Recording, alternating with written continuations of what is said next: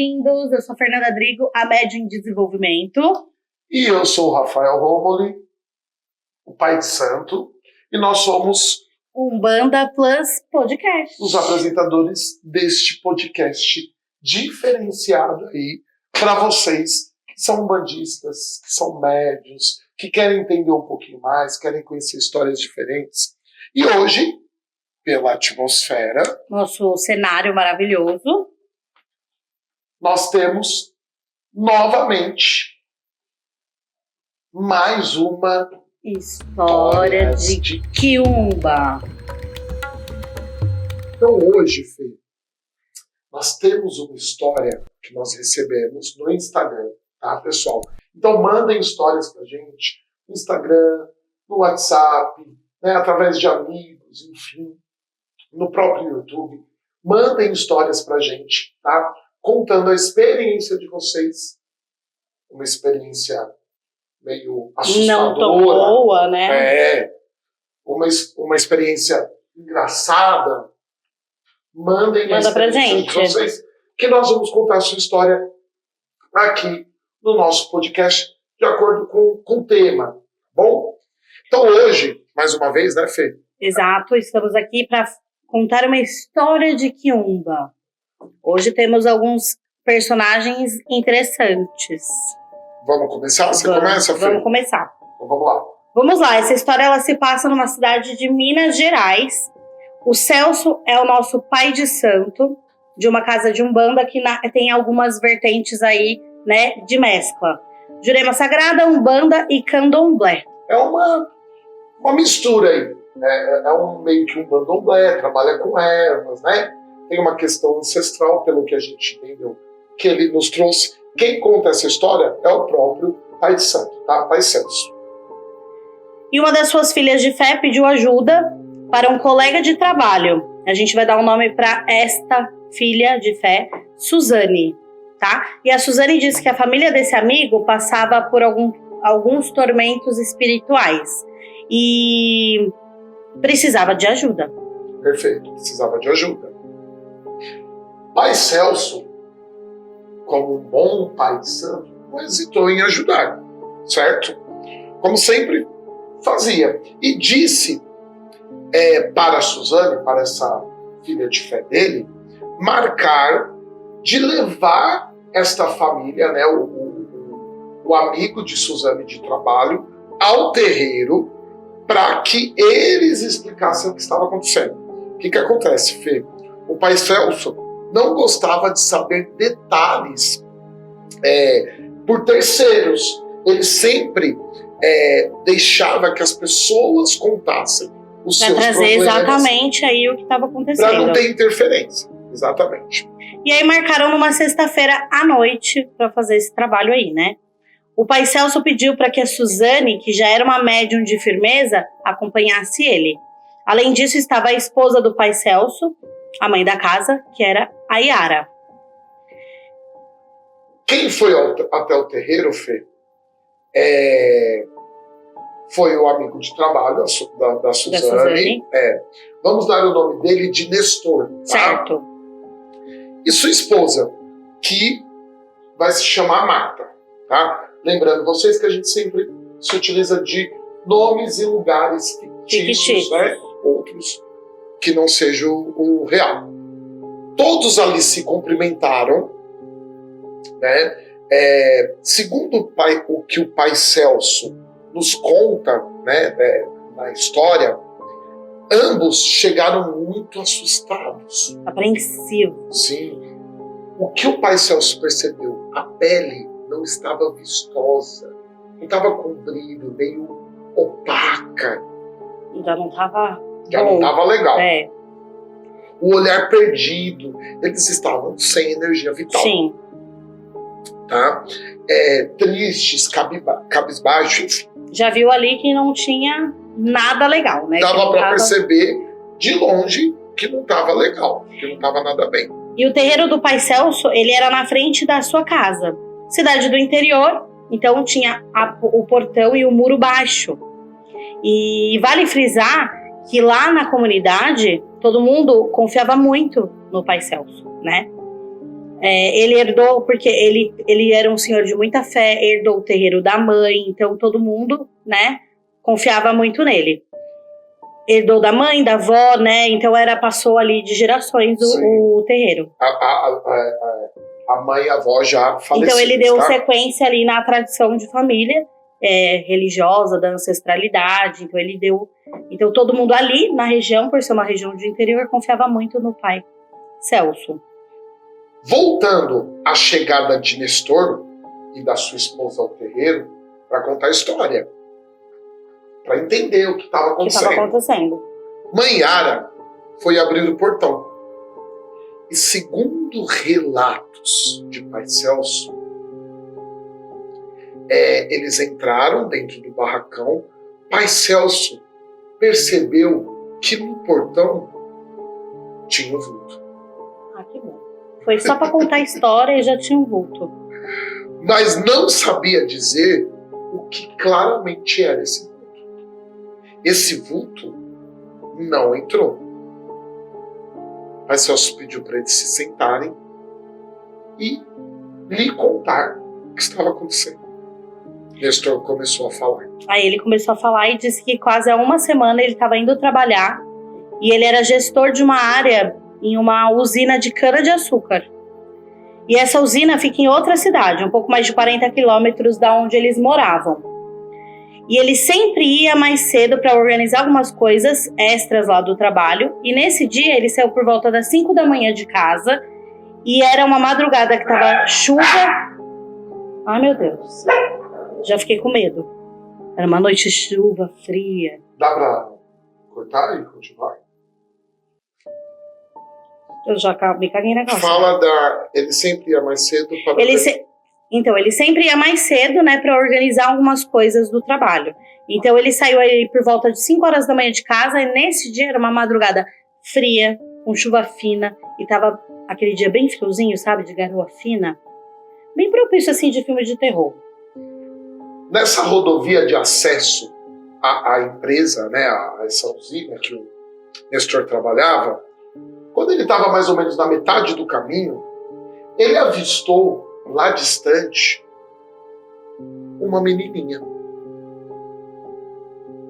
Ela estava parada no acostamento. Nestor conseguia ver que esta menininha tinha os cabelos lisos, bem lisinho, loiro, de franjinha, muito branca. A menina parecia estar sozinha. Enquanto ele se aproximava, ele conseguiu ver, ali dirigindo, que a menina estava vestida com um vestidinho florido, com uma sandália parecida de couro, enfim, não dava para ver direito, e parecia ter entre 5 e 6 anos. Enquanto ele se aproximava, começou a bater algumas luzes. Você vê uma criança...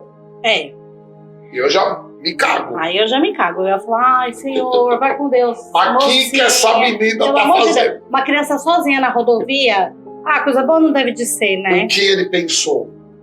Ajuda ou não ajuda? Será que essa menina tá sozinha mesmo? Se for uma emboscada? Tadinho, pensando assim na coisa real, né? Real. Em uma fração de poucos segundos, minutos ali, tudo isso na cabeça dele, ele passou pela menininha, já reduzindo ali a velocidade,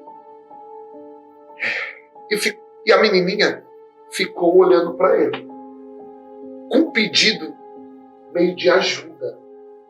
E ele ali, num impulso súbito, parou um pouco mais de 100 metros no acostamento e começou a dar ré ali mesmo, sem pensar muito. Primeiro ele se certificou de não ter nada atrás dele, né? Da menina. E... alguma coisa escondida ali, né? Sim, pra ver se tinha alguém, alguma coisa, exatamente. Porque... uma árvore, um arbusto, sem ninguém estar escondido, né? Pensou que poderia ser o quê? Eita, que... Gente, tá tudo bem, tá? Ai, meu Deus. Bom, ele só queria... A intenção dele era só ajudar aquela menininha. Então ele parou o carro do lado dela. E aí já... né, abriu a porta do passageiro e pediu para a menina entrar. A menininha não hesitou, já o quê? Entrou no carro e ficou parado. E aí ele conseguia ouvir a respiração ofegante da menininha. Ai, que desespero. Era uma respiração meio de frio. Ele sentia que ela estava com frio. Ele, mais que depressa, afrouxou o cinto dele e foi para fechar a porta da menininha, a porta ali do passageiro. Quando ele foi fechar a porta, ele encostou o braço no vestidinho dela e percebeu que estava molhado o vestido. Quando ele fechou a porta e voltou a olhar para ela, ele disse: puxa o cinto, para ela puxar o cinto para que ele pudesse prender. A menina olhou com a cara mais demoníaca possível e sumiu. A menina sumiu, gente. Sumiu de dentro do carro. Eu teria sumido junto e ido para Aruanda neste momento. Ele ficou estático, né? Incrédulo, ele não entendeu nada. Ficou com medo estranho, porque você já tá apavorado com uma situação, né, que te tira ali do eixo. Foi ajudar, a menina sumiu. Você não sabe que tipo de medo, né? Então, um medo estranho, ele só queria sair dali. Então, ele pegou o carro, dirigiu até a empresa ali, sem nem pensar. Esperou dar 8 horas, que era o horário dele, que a sua esposa, a Marta, acordava para ir trabalhar. Sim. E ligou para ela, né? Porque contou o que tinha acontecido. Precisava desabafar com alguém, né? Ela achou tudo muito estranho. Ela achou tudo muito estranho. Mas o que ela falou? Nestor, reza. Às vezes ela tinha um mínimo, bem pouco conhecimento, família católica, mas já tinha lido alguns livros, enfim. E ela achou tudo muito estranho. Mas ela falou: reza, é o que a gente pode fazer. Aí o Nestor trabalhou normalmente. O Nestor maravilhoso, né? Eu não ia trabalhar normalmente nunca. E no fim do expediente, por volta das 17, ele voltou para casa pela mesma rodovia, passou pelo ponto, mais ou menos onde ele viu, né, a menininha, e nada, não tinha mais nada ali. Ele chegou em casa e logo em seguida as crianças chegaram com a mãe do colégio, né, a esposa do Nestor, com as crianças na escola. Eles tinham 2 filhas, uma de 7 e 10 anos. Aí eles jantaram, assistiram um filminho com as meninas antes de dormir e colocaram elas no quarto. Aí eles foram deitar e conversaram sobre o que tinha acontecido, né? A Marta disse para ele não encanar e pediu para Deus cuidar ali da criança, para ele esquecer, né? Deu uma acalmada no Nestor. E aí eles dormiram. Quando era por volta das 3 da manhã, eles ouviram gritos vindo do quarto das meninas. Eles tentaram abrir a porta e nada. Não tinha chave, não tinha trinco.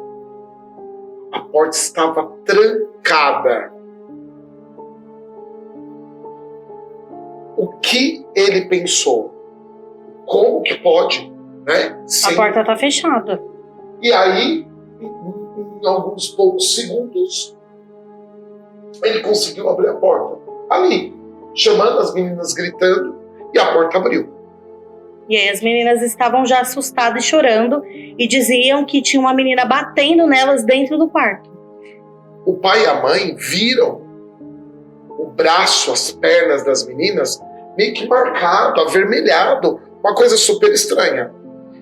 Então Nestor perguntou para as filhas como que a menininha era, e as ambas disseram: loira, branquinha, de franjinha, com vestido florido. Cagou. Não, aí ele já pegou as crianças e falou: bora! Nestor e Marta ficaram assustadíssimos. Porque era a menina da rodovia, gente. Era a menina da rodovia. Meu Deus. Bom, eles acalmaram as meninas, né, que a prioridade era acalmar as crianças, que foram dormir com os pais no quarto. No dia seguinte, eles preferiram levar as meninas para dormirem na casa da irmã da Marta, né? O Nestor e a esposa foram trabalhar e quando eles chegaram em casa, a casa estava toda revirada. Não como um assalto, mas... Não era um assalto, mas como se alguém tivesse ali brincado e feito alguma traquinagem, né? Coisa de criança. Os brinquedos das meninas espalhados pela casa toda. uma bagunça. O que eles fizeram? Arrumaram e conversaram sobre o que estava acontecendo. Que não dava para continuar daquela forma. E que eles precisavam de ajuda. Aí as meninas voltaram para casa. Elas dormiam em uma triliche, né? Eu tenho uma agonia disso aí, gente. A mais nova em cima, a mais velha embaixo. E na última cama, que era aquela de puxar, né? Iam dormir com as meninas. Dormir porque ficou as amiguinhas, enfim, primas. Sim. Na verdade, era uma treliche. Dormia a mais nova em cima, como a Fernanda disse, a mais velha embaixo. E a de puxar ficava para as amiguinhas, para as primas, quando vinham, dormia ali nessa terceira cama. E aí, todas as manhãs, estava puxada para fora e desarrumada. Toda vez que eles iam olhar de manhã, essa cama, ela tava, né? Como se tivesse alguém dormindo ali com as filhas. Alguém? Ai, meu Deus do céu, a menininha. A menininha loirinha com cara demoníaca. Aí a Marta achou melhor o quê? Começar a arrumar e explicar para aquela menina que não precisava fazer bagunça, assustar as filhas, né? Ou machucar as pessoas. Aí eles tentaram ainda dar uma conversada. Elas tentaram conversar, eles, né? O Nestor e a esposa, Marta, tentaram conversar com o espírito ali. Mas todo dia, quando eles chegavam, era gaveta de talher no chão, era paredes riscadas de cera, um verdadeiro caos. E aí o Nestor lembrou da colega, né, do trabalho, que era da religião, Suzane. A Suzane, e pediu ajuda. Já não sabia mais o que fazer, né, gente? Após contar toda a história, certo, o pai Celso confirmou, então, que aquele vulto que ele havia visto chegando com o Nestor e Marta e não entrou no terreiro, era a tal da menininha. Pelo amor de Deus. Aí deu algumas orientações a mãe Yara e a Suzane para pegar alguns itens, né, para eles começarem a invocação do tal espírito da menininha, né? Pediu pro casal fechar os olhos para começar a iniciar ali o ritual. Pai Celso deu passagem ao seu preto velho e solicitou que mãe Yara, que é uma médium de transporte, fizesse uma puxada energética. Após o choque, boom energético, né? E algumas rezas do preto velho ali do pai Nestor, a menina foi acostada à mãe Yara. Chegou rindo. Como que ela ria? Ai, que misericórdia. Ai, credo. E dizendo que a única coisa... Ai, gente, desculpa. Eu tô suando. Que a única coisa que ela queria era ter uma família. Meu Deus. Que a mamãe dela não cuidou dela.